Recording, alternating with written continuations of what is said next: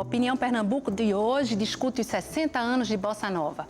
Para participar desta conversa, convidamos Fernando Torres, professor do Centro de Educação Musical de Olinda, Carlos Sandrone, professor do Departamento de Música da UFPE, e César Berton, professor da Licenciatura em Música Popular do IFPE.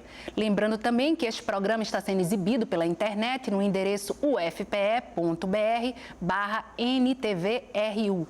No bloco anterior, a gente falou um pouco de como a Bossa Nova, aliás, de que pernambucanos participaram do movimento, mas é inegável que ela idealizou a Zona Sul carioca, né? Foi um movimento de idealização também daquele espaço ali, Ipanema, Copacabana. A gente pode dizer que carioquizou a música, a Bossa Nova? Eu não diria isso, porque, digamos, como a gente fala em MPB, né, a história da música popular brasileira, tem muita coisa do Rio de Janeiro já desde antes, né? Porque o Rio era capital política, era também capital cultural, porque você tinha as gravadoras lá, as rádios, não sei o quê.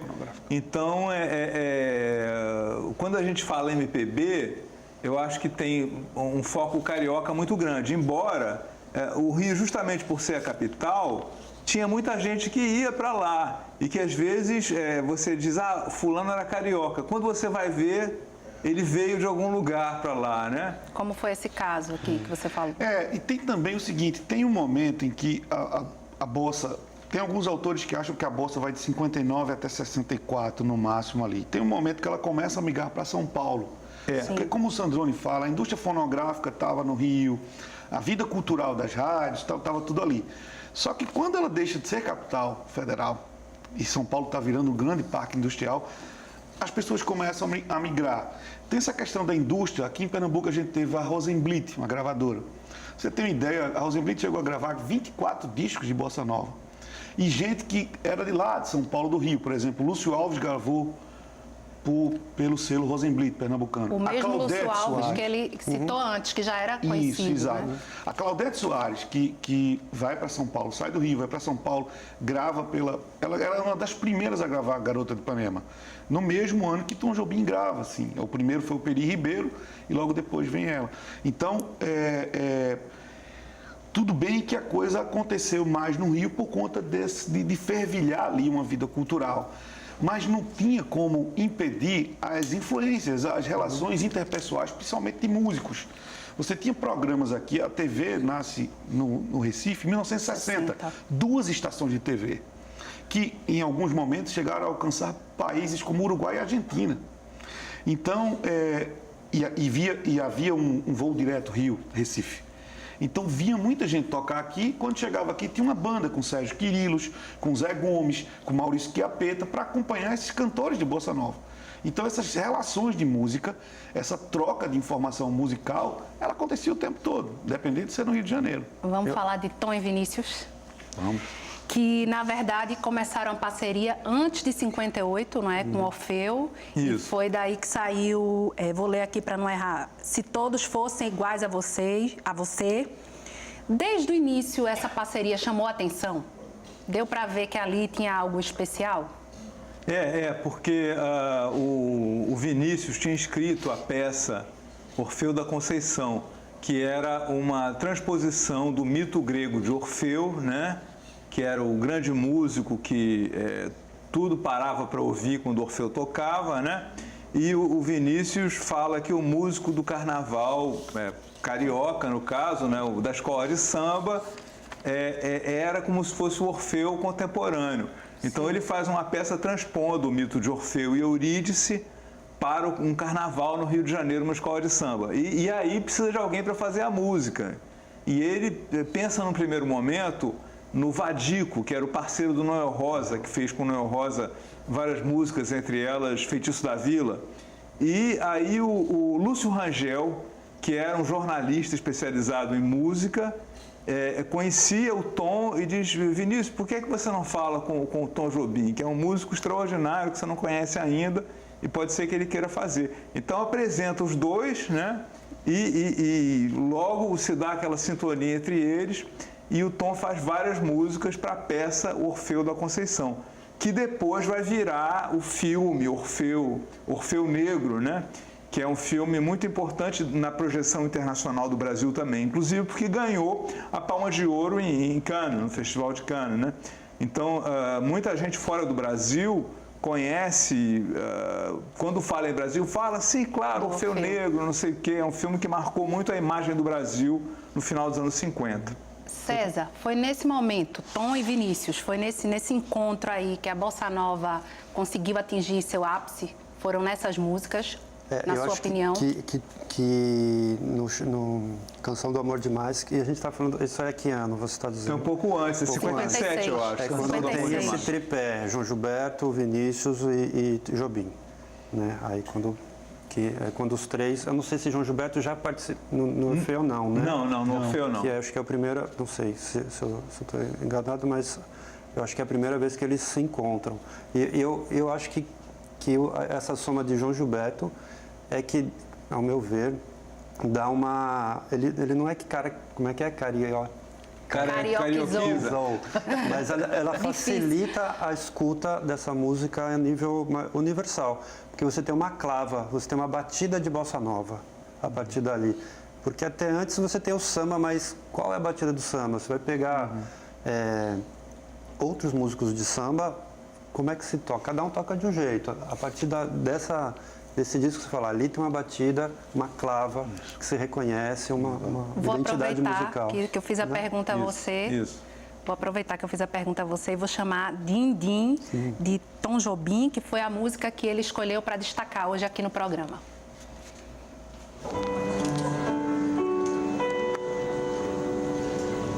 Céu tão lindo é o céu,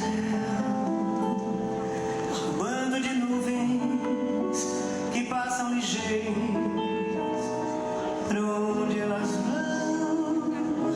Ah, eu não sei, não sei.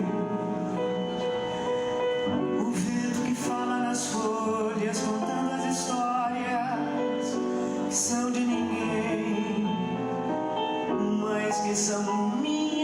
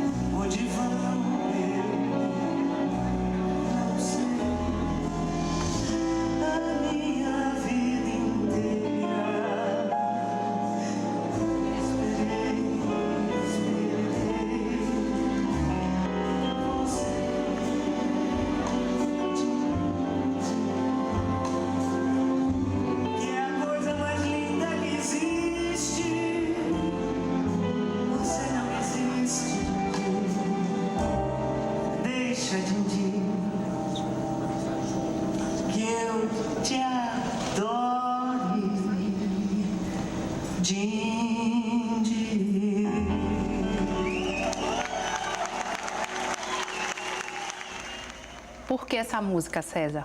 Para destacar. Quando a gente pensa nessa história de o quão arrebatador deve ter sido essa nova música, né? Musicalmente falando, eu vejo coisas que eu não consigo achar em outras músicas da época. Essa introdução não é tonal, ela é modal, tenta querer entrar em termos musicais, mas aqui eu acho que, principalmente se você ouvir a original, o quanto tem de Debussy, o quanto tem de influência né? A gente falou da influência do jazz, né? Mas eu acho que também existe esse tripé samba, jazz e música erudita. Porque o Tom Jobim, ele estudava piano clássico, né? Foi aluno de Kohreuter, que foi o cara que trouxe o dodecafonismo para o Brasil. A Santosa Cambraia Naves, ela fala disso. O Tom Jobim com essa formação mais orquestral. Exato. E o João Gilberto com a batida.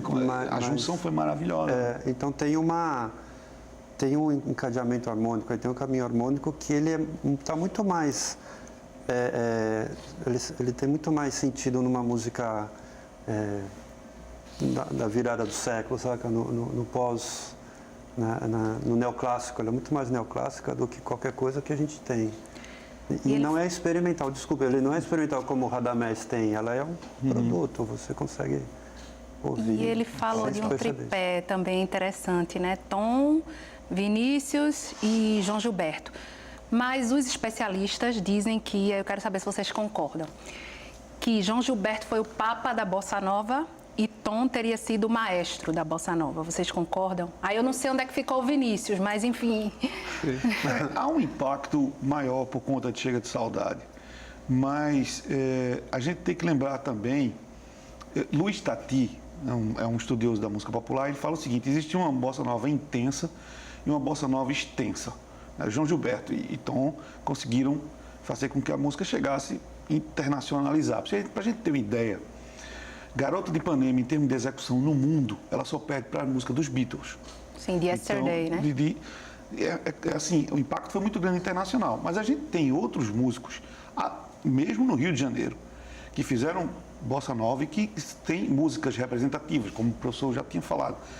Carlos Lira, Ronaldo Bosco, como letrista, Roberto Menescal, a própria Nara Leão. Sem falar das pessoas que estão ali como coadjuvantes, né? Como, por exemplo, depois vem a música instrumental do Bossa Nova, né? O Tamba Trio e outras coisas. Então, claro que eles foram os expoentes maiores, mas teve muita gente fazendo Bossa Nova com músicas que se eternizaram. Até hoje é tocado, até hoje a gente ouve. Você falou há pouco do samba de verão, né? Sim. Que você falou também que foi muito vendido nos Estados Unidos. Isso. E até recentemente o Caetano gravou de novo o samba de verão, tocou no rádio na voz do Caetano. Exato. Então é Marcos Valle, né? Marcos Valle. Era um outro também dessa... Marcos Valle e Paulo César Valle, os dois irmãos, isso, exato. São outras pessoas que não são tão badaladas, mas que fizeram músicas que se eternizaram. Perfeito. Concorda também, professor? Ou sim, não, que sim. Tom era o maestro? Essa coisa de papa, maestro, são classificações que pessoas fazem, né? Mas eu acho que realmente os três são muito importantes. Os três são muito importantes. Agora, o João Gilberto ficou realmente o representante, vamos dizer, porque ele é o intérprete, né? E a maneira de interpretar é que é muito característica. Se você pega o Canção do Amor Demais, que o César citou há pouco, é um disco da Elisete Cardoso com as músicas de Tom e Vinícius. Mas ainda não soa a Bossa Nova. As músicas estão lá, Chega de Saudade está lá e muitas outras dessa grande parceria. Mas não soa a Bossa Nova porque a Elisete, que é uma cantora que eu acho maravilhosa, é uma das maiores, assim, mas não é a Bossa Nova, ela é cantora de samba, né? Então é bem diferente. Quando chega o João Gilberto, ele canta aquele mesmo repertório, mas aí é Bossa Nova, porque é a maneira de interpretar. É o violão, como disse o César, a batida tão característica e aquela maneira de cantar dele sem o vozeirão. O vozeirão era o característico até então. Ele revoluciona, porque ele canta... A própria Elisete é um vozeirão maravilhoso. Hoje em dia a gente aprecia tanto o vozeirão da Elisete ou do Francisco Alves, Orlando Silva, todos esses grandes cantores anteriores, como aprecia também a voz do João Gilberto, que não é vozeirão, mas que é um outro vozeirão, Exato. porque é um negócio incrível, cantando baixinho, mas com microfone, não precisava cantar alto, e com aquele timbre suave, aquela especificidade, aquela coisa da voz dele, Uma experiência, que é um negócio acho incrível. Para quem tiver essa curiosidade, você ouvir as duas versões que o... Vou ter que lhe interromper, desculpe, mas eu lhe devolvo a palavra no terceiro bloco. A gente volta em poucos minutos, hoje discutindo 60 anos da Bossa Nova.